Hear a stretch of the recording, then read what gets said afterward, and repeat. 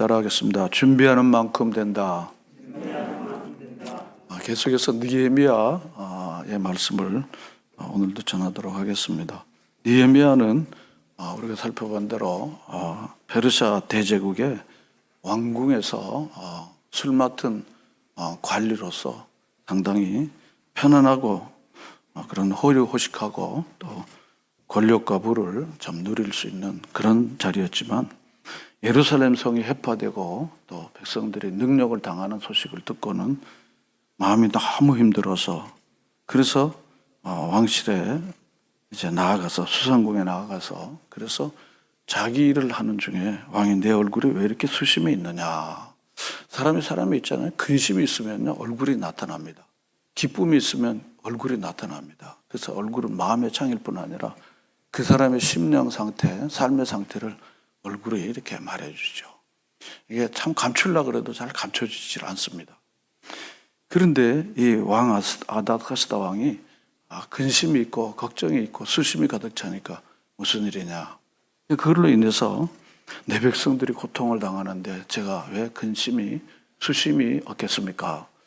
정말 너무 숭고하다는 생각이 들어요. 자기 자식 문제 때문에, 자기가 저질러 놓은 일 때문에 그게 근심이 되는 게 아니에요. 제동포들의 고통의 아픔이 그게 마음의 아픔이에요. 그래서 그게 이제 수심이 됐다고 생각하면 차원이 다르구나 하는 생각이 마음에 이렇게 듭니다. 그리고는 그의 간절한 기도를 통해서 왕이 마음을 움직여서, 그래서 통행증과 그리고 그 성전 성벽을 재건하는 모든 자재를 제공받고, 또 그리고 호위병까지 가지고 이제 예루살렘으로 이제 도착하게 되죠. 그런데 참 놀라운 일이 무엇인가 하면, 예루살렘에 돌아와서 이 느헤미야는 우리가 생각지 않았던 의외의 태도를 보여주고 있습니다.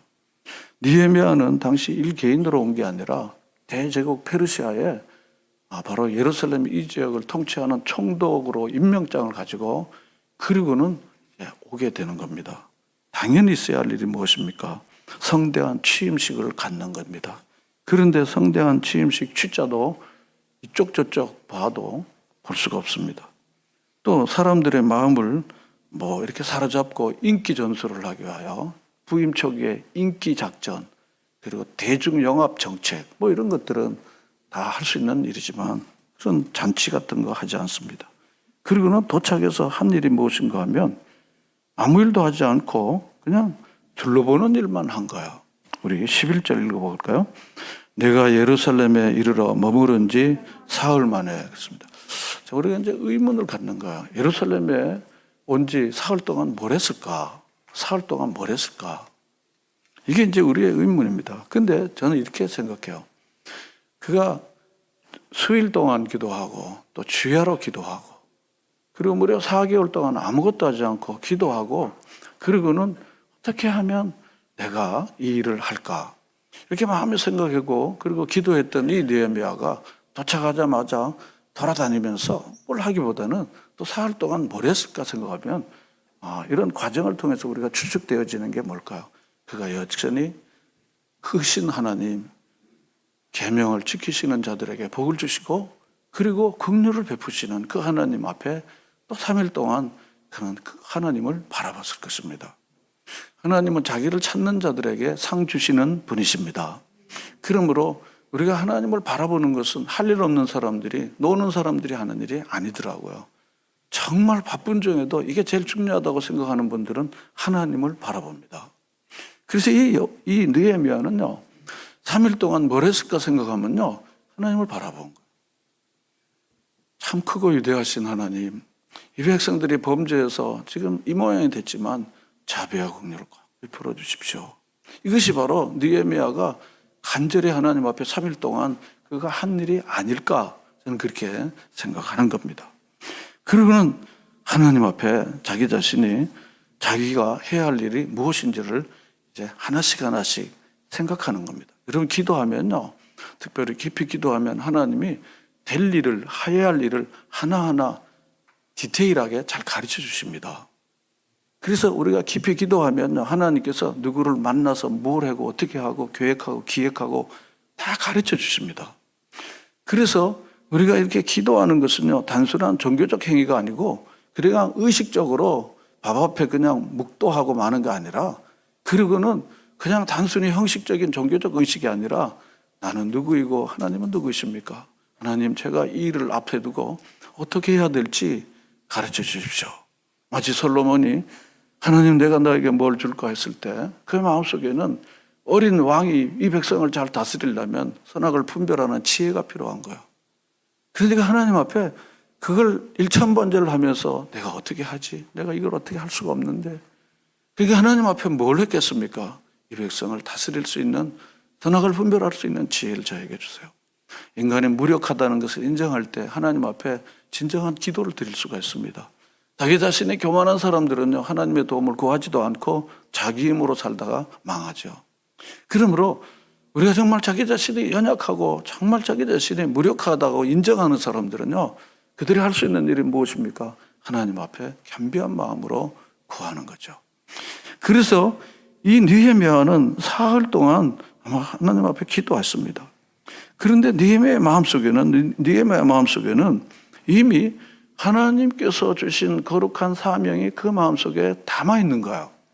우리 12장 우리 12절을 다 같이 읽겠습니다. 내 하나님께서 예루살렘을 위해 무엇을 할 것인지 내 마음에 주신 것을 내가 아무에게도 말하지 아니하며 밤에 일어나 몇몇 사람과 함께 나갈새 내가 탄 짐승 외에는 다른 짐승이 없더라 그랬습니다.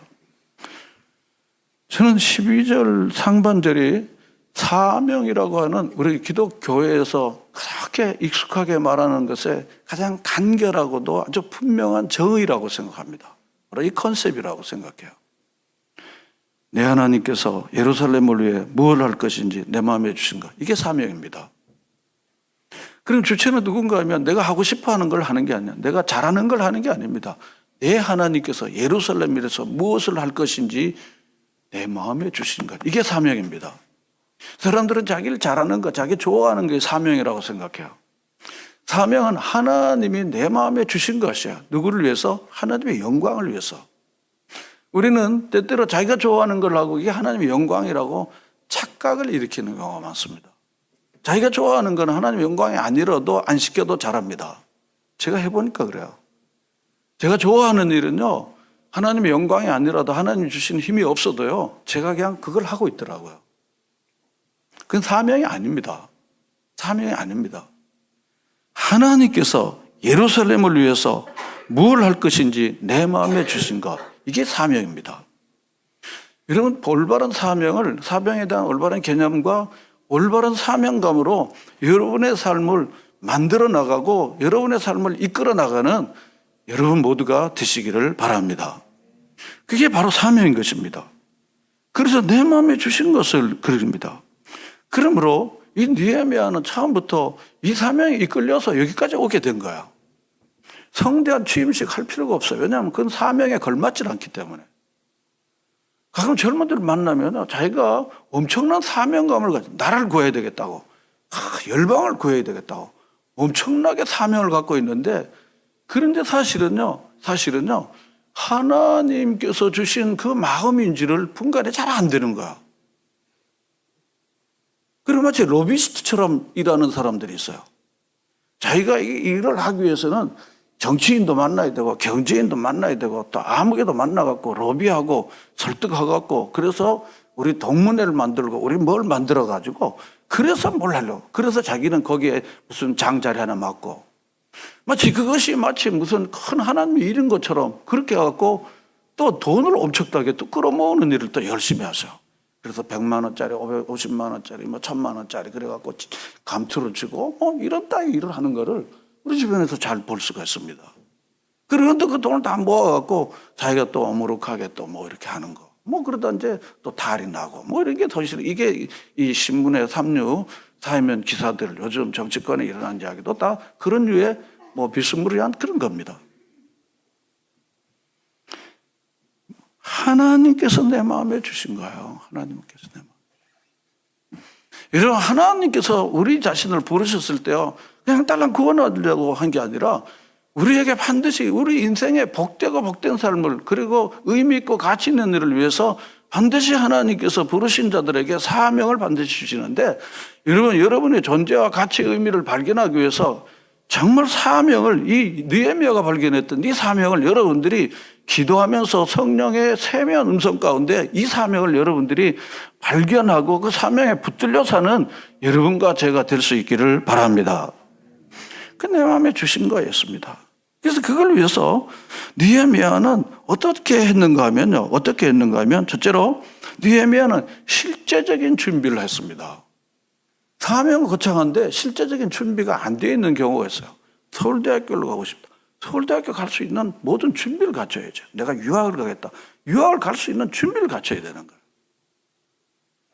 그런데 우리가 뭘 하겠다는 거는 우리가 능히 할 수 있습니다. 감동 한번 먹고 감동 한번 뭘 하겠다 그러지만요.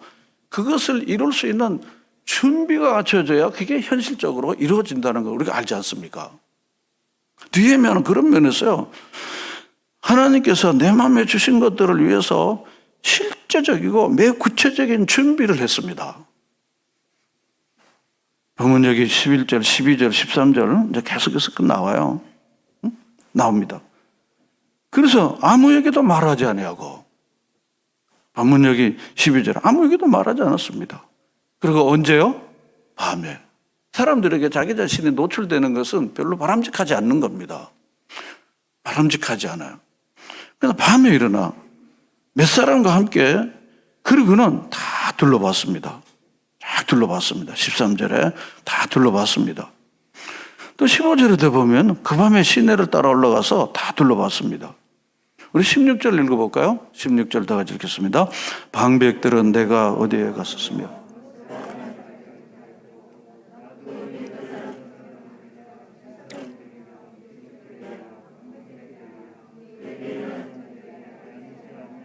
아멘. 당시 그 지역에 있었던 예루살렘에 있는 관리들에게 일절 얘기를 하지 않는 거예요. 일절 얘기를 하지 않고, 그리고는 밤에 아무도 말하지 않고, 그리고는 현장을 자세히 살펴본 거예요. 현장을 잘 이렇게 살펴본 겁니다. 그러니까 가서 보니까 13절 하반절에 보면 예루살렘 성벽이 다 무너졌고 성문은 불탔더라. 들었지 않습니까? 1장에서 들었지 않습니까? 그리고 그 소리를 듣고 자기가 현장에 온 거예요. 그러면 들었던 것이 사실인지, 그리고 내가 이 성벽을 재건하는 사명을 받았는데 현장의 상황이 어떠한지를 잘 봐야 되는 거예요. 오늘 우리나라에 탁상행정이라는, 세계적으로 탁상행정이라는 말을 많이 듣잖아요. 현장을 보지 못하는, 현장을 잘 몰라요. 공문서로 다 하는 거예요. 그게 탁상행정이라고 그러지 않습니까? 현장을 잘 몰라요. 그리고 현장에서 보고된 걸로 했는데 이러는 거야. 현장에서 보고됐는데 그런 거. 이건 이제 복지하는 일에 이제 조금 뭐 이래저래 뭐 이렇게 하는 거 보면요. 복지 사각망이 생기면 뭔가 하면 예산으로, 보고서로, 통계로 하니까 자꾸 이렇게 세모녀 뭐 이런 게 자꾸 나오는 거야. 그러니까 복지를 담당하는 사람들이 현장의 모습이 뭔지를 이 느헤미야처럼 잘 모르는 거야. 누가 그러더라, 누가 그러더라 이라는 거야. 그러니까 실제로 피부에 와닿는 실제적인 정책이나 실제적인 것들이 잘 안 만들어지는 경우들이 간혹 있는 걸 우리가 알지 않습니까? 그러나 사람들은요, 다 누가 그러더라, 그 그러더라로 다 그거를 진리처럼 생각하는 거야. 진리처럼 생각. 가봤어? 정주영 회장처럼 해봤어? 아, 누가 그러더라고 그러는 거야. 오늘 21세기에 가장 중요한 건 뭔가 하면 단순 지식이 아닙니다. 풍월이 아니고 실천적 지식입니다. 여러분 믿으십니까? 실천해보고 거기서 터득하는 거예요. 실천해보고 터득해보는 것입니다. 느헤미야는 그런 면에서 충분히 관리들을 불러다가 알아보고 보고서 내 이렇게 할 수 있지만 그렇게 하지 않고 아무에게도 않고 밤에, 그러고는 쫙 가서 현장을 다 살펴보게 된 거예요. 실전 준비죠. 철저하게 준비입니다. 메추엘리라고 하는 주석가는 그런 얘기를 했습니다. 교회 벽을 세우기 원하는 사람은, 교회 벽을 세우기를 원하는 사람은 교회 무너진 것을 먼저 확인하라는 거야. 그리고 그것이 어떻게 고칠 수 있는지를 확인해야 된다는 거야. 가장 일반적이면서도 잘 안 되는 부분인 겁니다. 잘 안 되는 부분인 거야. 아, 나 그거 잘 몰랐었어. 난 그 사람 얘기만 들었는데. 기업에서도 하는 훈련 중에 하나가 뭔가 하면 영어말로 행정에서도 온더 잡 트레이닝이라는 말을 씁니다. 온더 잡 트레이닝. 현장에서 체득한 걸로 하라는 거예요. 현장에서 체득한 걸로. 그러니까 이 느헤미야는요, 고위층의 사람이었지만은 자기 몸을 부려서 현장을 다 살펴보고 그걸 근거로 해서 성벽 재건하는 일을 도모하고 생각한 것입니다. 이 준비가 이만큼 중요한 것입니다. 그러므로 사람들에게 동네방네 막 안내갖고 뭐 초청장하고 성당 기공식하고 물론 뭐 오늘 현대사에 필요하겠습니다. 그렇지만 치밀한 준비가 더 중요한 것입니다. 치밀한 준비가. 여러분 마음속에 무슨 감동이 일어나거나 주님을 위해서나 무언가 하기를 원하면은요, 여러분 느헤미야 같이 충분한 시간으로 그것을 준비하고 또 알아보고 기도하고 그래서 세부적이며 구체적인 계획을 여러분들이 잘 마련하는 일에 시간을 더 많이 경주하셔야 된다는 것입니다. 예수님께서 33년을 사셨는데 30년 생활은요, 3년의 공생애를 위한 준비 기간인 겁니다. 10배로 준비한 거잖아요. 모세가 40년 해방사역을 위해서 몇십 년을 준비했습니까? 80년을 준비한 거예요. 80년을. 왕실에 40년, 광야에 80년을 준비한 겁니다. 그러므로 준비라는 것은 헛수고가 아니고 우리가 정말 올바로 하려면은 그만큼 준비를 하는 것입니다. 준비를 해야 되는 것입니다. 이 느헤미야는 그런 면에서 철저하게, 그러고는 이걸로 하는 게 아닙니다. 이걸로. 팜프레트로 뭐 누구 만나고 섭외하는 게 아닙니다. 아무 기도 하지 않고 하나씩 준비를 하는 거야. 이게 자꾸 방정 맞아가지고 일이 잘 안 되는 거야. 이걸 나중에 감당을 못 하는 거야. 그럼 계속해서 치밀하게 기도하고, 그리고 잘 준비해 나갈 수 있도록, 준비해 나가더라고요. 그것이 바로 느헤미야가 충분히 기도했죠. 현장을 살펴봤죠. 조금 돌아보죠. 그런 겁니다. 그다음 두 번째로 느헤미야의 모습을 통해서 보면요, 보면 여기 17절과 18절에서 우리가 잘 보는데요, 느헤미야는요, 사람들의 마음을 움직일 수 있는 동기부여하는 일을 잘했습니다. 동기부여를 하는 거예요. 여러분 혼자 하면요 잘할 수 있어도요, 같이 해도 더 잘할 수 있는 사람이 되어야 합니다. 느헤미야는 사실은 총독으로 온 사람이라 딱 채용해갖고 딱 과업을 주고 월급 주고 너 해 딱 그러는 거예요. 자발성 있어요 없어요? 자발성 있어요 없어요? 목구멍이 포도청이라 그것만 하는 거야. 자발성이라는 거는요, 자발성이라는 공감될 때 자발성이 생기는 거야. 러시아 군대가 여러분 패배하는 이유를 뭐라고 생각하십니까? 자발성이 있다 없다? 없다는 거예요. 강요되니까 다 도망가는 거예요. 우크라이나 군대가 약세인데도 강세가 되는 이유는 뭡니까? 자발성이 있는 거예요. 자발성이. 여자들이 군대를 갔다가 지금 포로 교환으로 왔잖아요. 다 도망가는 판에. 그러므로 사람들로 하여금 동기부여를 해갖고 나와 같은 비전을 가지고 나와 같은 마음으로 할 수 있도록 동기부여하는 그런 자발성을 불러일으키는 일을 이 느헤미야는 얼마나 신실하게 잘하죠. 왜냐하면 기도하고요, 하나님의 마음을 가지고 개인적인 욕망과 우쭐대는 걸 빼면요, 이 일이 가능해지는 겁니다. 근데 사람들은요, 자기 공을 자꾸 얻고 우쭐대고 막 자기 교만하고 이러니까 사람들이 너 혼자 잘해. 너 혼자 잘해 먹어. 난 그런 거 안 해. 이렇게 되는 겁니다. 예수님처럼 자기를 바짝 낮추고 그러고는 제자들의 발을 씻기는 마음으로 난 괜찮으니까 우리 같이 해봅시다. 사람들이 참여하게 되죠. 같이 하고 싶어 하죠. 보면 여기 17절, 18절을 우리 다 같이 한번 읽어보겠습니다. 후에 그들에게 이르기를 우리가 당한 공경은 너희도 보고 있는 바라.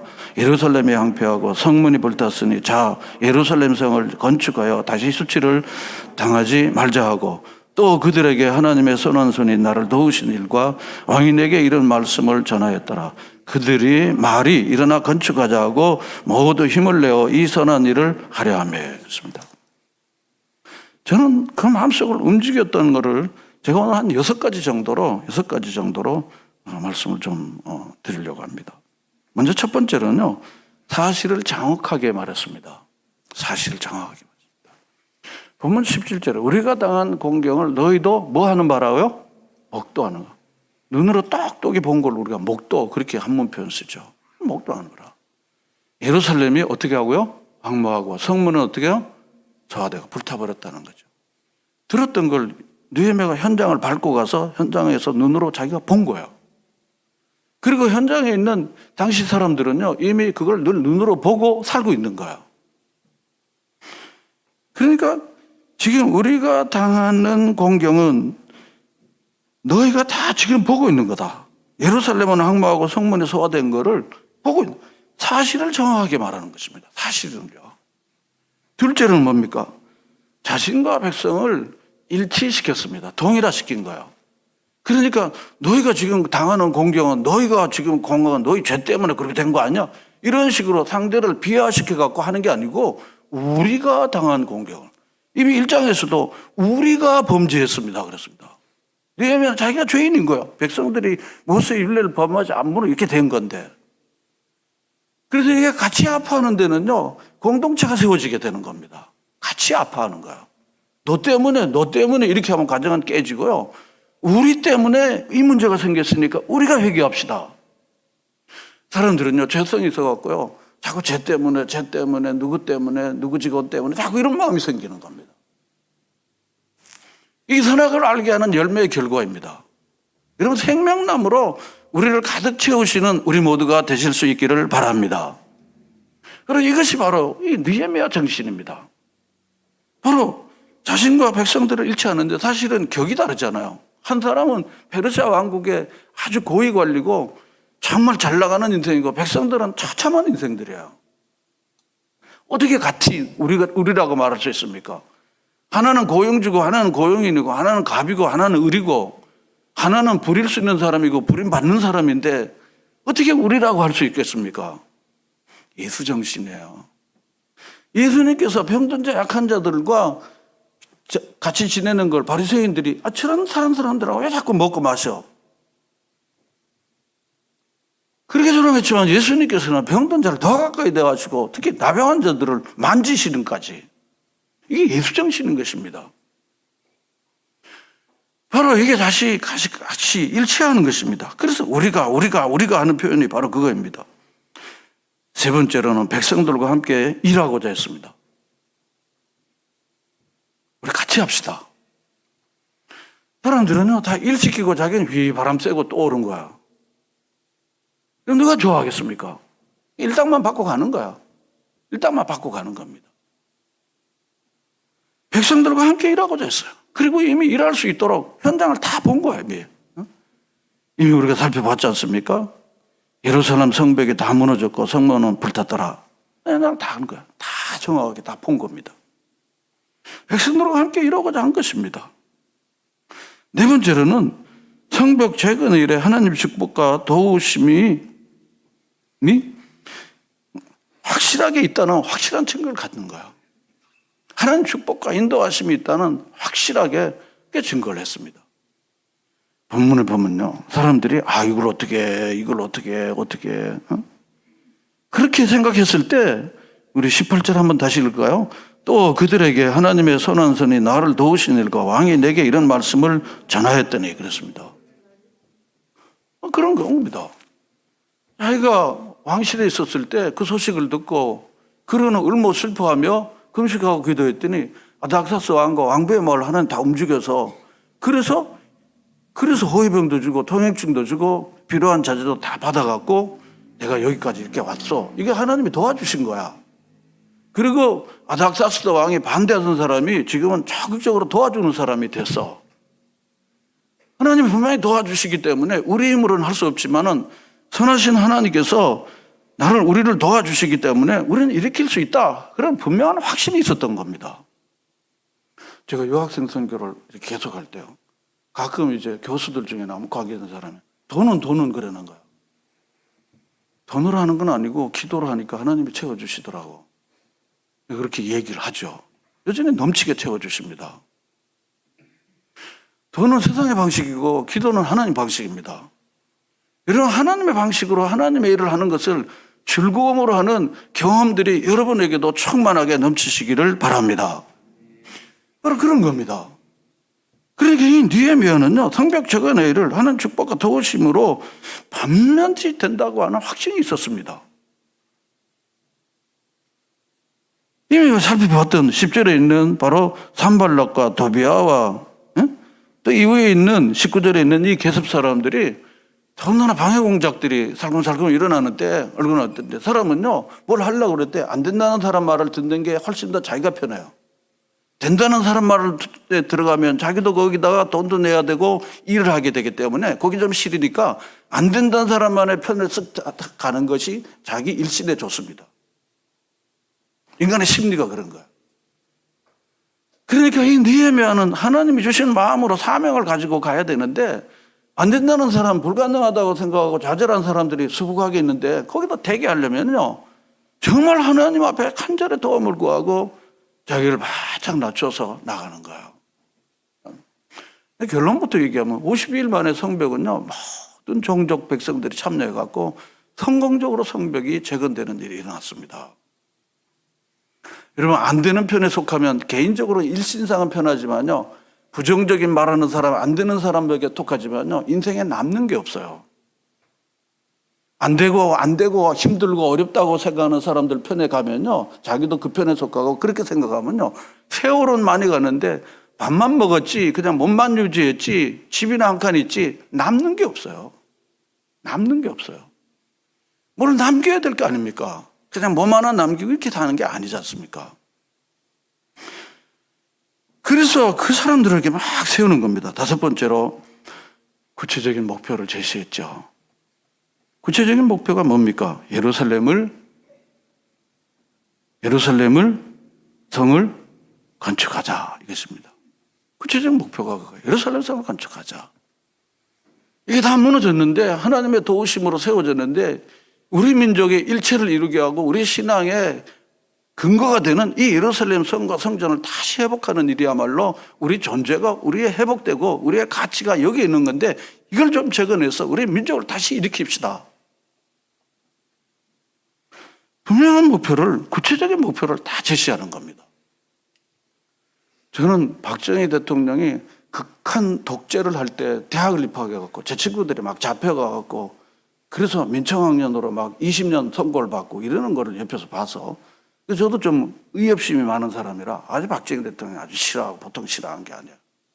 그래서 우리가 뭐 예배 모이려고 하려면은 도장도 10개도 더 찍었는데 형사가 꼭 수련회면 따라오고 그래요. 아유, 그래서 그냥 너무너무 싫었어요. 아주 박정희 아주 그런. 근데 세월이 좀 지나가니까요, 제가 남해 그 독일인 마을에 제가 한번 갔을 때 눈물이 솔직히 나더라고요. 눈물이 나더라고요. 그 박정희 대통령이 독일 가갖고 과학부들을, 간호사들을 모시고는요, 이렇게 연설을 하는데, 당신들의 그 지하 1000m에 가갖고 그렇게 그 석탄을 파는 일과, 그리고 독일 사람들이 싫어하는 3D 그런 거를요, 그 간호사들이 가갖고 시체를 닦고 옮기는데, 시체가 서구 사람도 크잖아요. 한국의 작은 간호사들이 그걸 옮기는데 얼마나 어렵겠어요. 그러면서 우리 선조들이 너무 배고팠다, 침략을 당하고 배고팠는데 우리 배고픈 걸 우리 후손들에게 넘겨주지 말자고, 그러면서 당신이 울어버린 거야. 그러니까 온통 거기 모인 사람들이 다 통곡바다가 된 거야. 그리고는 정말 우리가 이 일은 가치 있는 일이고 우리 민족을 살리고 우리나라를 살리는 일이라고 그렇게 한 거야. 이런 뚜렷한 목표를 여러분과 여러분 주변의 사람, 자녀들에게도 인생에 하나님이 주신 뚜렷한 목표를 느헤미야처럼 여러분들도 제시하고 그들과 함께 손잡고 이 목표를 향해 나아가는 여러분이 되실 수 있기를 바랍니다. 마지막으로 여섯 번째, 가장 최고의 가치에 호소한 것입니다. 17절 후반부에 뭐라 그랬습니까? 예루살렘을 건축하여 다시는 뭘요? 수치를 당하지 말라. 수치스럽게 됐다는 거예요. 영광스러운 백성이었는데 복의 근원이었던 아브라함의 후손이 됐는데 지금 말씀을 어기고 불순종하고 제멋대로 산 나머지 이렇게 수치와 부끄러움을 당하게 됐다는 거예요. 그러니 이걸 우리가 해서 수치를 당하지 않도록 좀 하십시다. 그리고 이것이 이들의 마음속에 크게 울림이 된 겁니다. 울림이 된 거예요. 동기부여를 시킨 거예요. 여러분, 혼자만 잘하는 사람 되지 말고 사람들에게 동기부여를 하고 사람들을 격려하고 이해를 시키고 납득을 시켜서 같이 잘 해내는 사람으로 우리 모두 세워지시기를 바랍니다. 그게 중요한 일입니다. 그렇게 하니까 사람들의 반응이 어떻습니까? 18절 끝에 보니까 18절 우리 그들의 말이 있겠습니다. 그들의 말이 일어나라 건축하자 하고 모두 힘을 내어 이 선한 일을 하려 하며 그랬습니다. 왜냐하면 이렇게 하니까 일어나 건축하자 하고 모두 힘을 내어서 이 선한 일을 하게 된 겁니다. 혼자 잘하는 사람보다 같이 잘하는 사람으로 세우는 거예요. 같이 잘하는 사람으로. 그래서 이 느헤미야는 사람들로 하여금 다 기꺼운 마음으로 참여하더라고요. 다음 주에 보게 될 이 3장에 보면 예루살렘 성벽이 증수되는데 어느 지파는 어느 족속은 뭐 문을 달고 뭐 숨을 타고 담보하고 다 이런 겁니다. 이런 겁니다. 그렇게 해서 이게 모두 이루어지는데 그런데 복병을 만났습니다. 세 번째로 복병을 만났는데 느헤미야는 반대를 이겨내는 단호한 결단을 가지고 있었습니다. 우리 19절 20절 다 같이 읽겠습니다. 사람 산발렛과 종이었던 암몬 사람 도비아와 아라비아 사람 게셈이 이 말을 듣고 우리를 업신여기고 우리를 비웃어 이르되 너희가 하는 것이 무엇이냐 너희가 왕을 배반하고자 하느냐 하기로 내가 그들에게 대답하여 이르되 하늘의 하나님이 우리를 형통하게 하시리니 그들의 종들인 우리가 일어나 건축하려니와 오직 너희에게는 예루살렘에서 아무 기업도 없고 권리도 없고 기억되는 바도 없다 하느니라. 아멘. 그렇습니다. 반대자들은 언제나 있습니다. 잘해도 반대자가 있고 못하면 반대자 더 있고요. 못하는데도 찬성하는 사람들이 있어요. 꼭 기억하셔야 됩니다. 이 사람 너무 아주 못된 사람이 왔는데 그 사람 편에 사람이 또 있어요. 왜냐하면 자기가 좋아하니까 그 사람 좋아하면 이 분별보다는 감정으로 그렇게 하는 사람들이 있습니다. 근데 너무 잘해도 그 사람 반대하는 사람이 있어요. 특별히 하나님 일을 하는 사람에게는 하나님이 교만하지 않게 하라고 다 의지하라고 반드시 반대자를 반드시 붙여주십니다. 반대자가 없는 일은 거의 없습니다. 반드시 삐딱하고 반대하고 그리고 그런 사람 꼭 있게 되는 거예요. 그런데 이 산발렛과 도비아와 게셈이라는 사람들이 이 말을 듣고 그랬습니다. 이 말이 뭔가 하면요. 느헤미야의 말을 듣고 온 백성들이 다 한다고 하니까 그러니까 그 다음에 이제 들고 일어나는 거예요. 들고 일어나는 겁니다. 우리를 업신여기고 비웃었습니다. 우리를 업신여기고 비웃었습니다.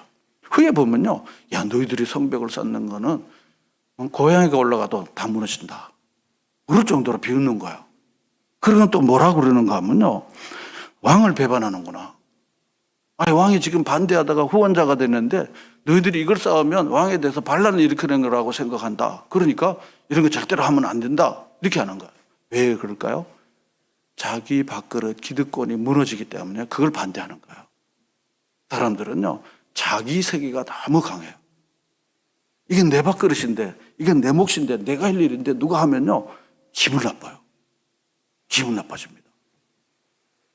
이건 나만 할 수 있는 일인데 누군가가 하면요. 그 다음부터 속이 상해지는 거예요. 더군다나 이 산발락과 암몬과 아라비아 사람들은 토박이가 아니에요. 이민족이에요. 그런데 유대 사람들이 다 포로로 잡혀간 사이에 그 틈에 세력권을 딱 장악하고 있는데 아니 느헤미야라는 사람이 바깥에서 와갖고 백성들을 다 모아갖고 이걸 지으면 우리는 설 자리가 없잖아요. 이런 이해 논리가 그 속에 다 있는 거예요. 이러면 자기를 내려놓지 않으면 하나님의 일이 잘 안 돼요. 자기 주장과 자기 욕심, 자기 밥그릇, 자기 세계를 꽉 갖고 있으면요. 절대로 좋은 사람들이 영입이 안 되고 같이 일할 수가 없어져요. 이런 한계를 우리 인간의 제한을 넘어서기 위해서 성경에 들어가고 성령의 도우심을 더 구하는 여러분과 제가 될 수 있기를 바랍니다. 그러니까 이 사람들이 아주 엉뚱하게 말도 안 되는 걸로 비난하고 조롱하고 공격하는 거예요. 저도 말이 안 되는 거예요.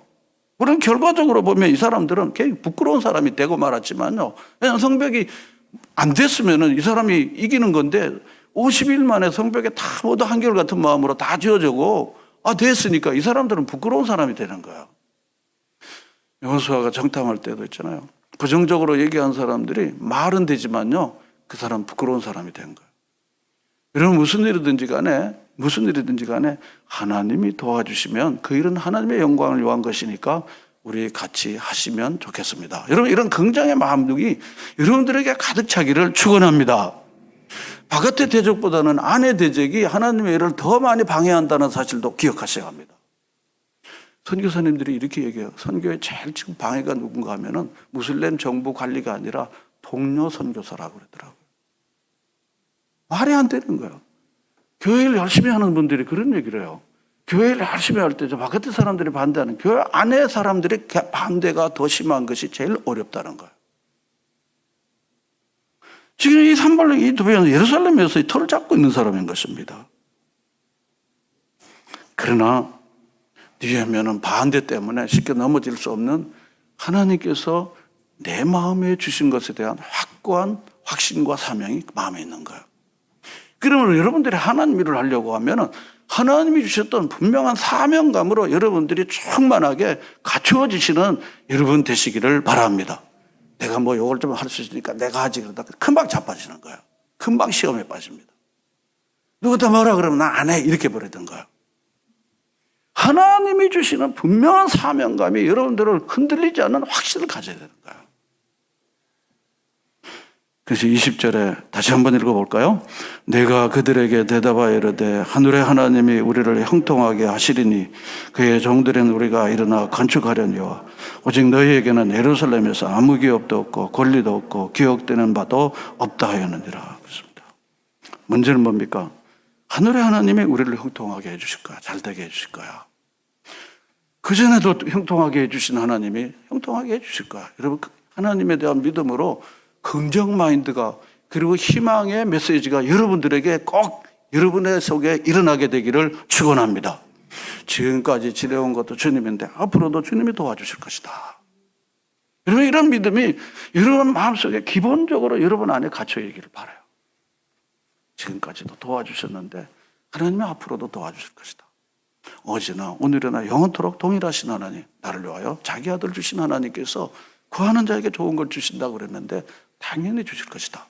여러분, 이 굳건한 믿음의 기초 위에 여러분의 범사의 모든 일을 바라보고 행하시는 여러분 되시기를 바랍니다.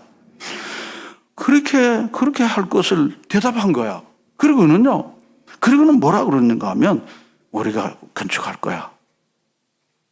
포기하지 않는 거야.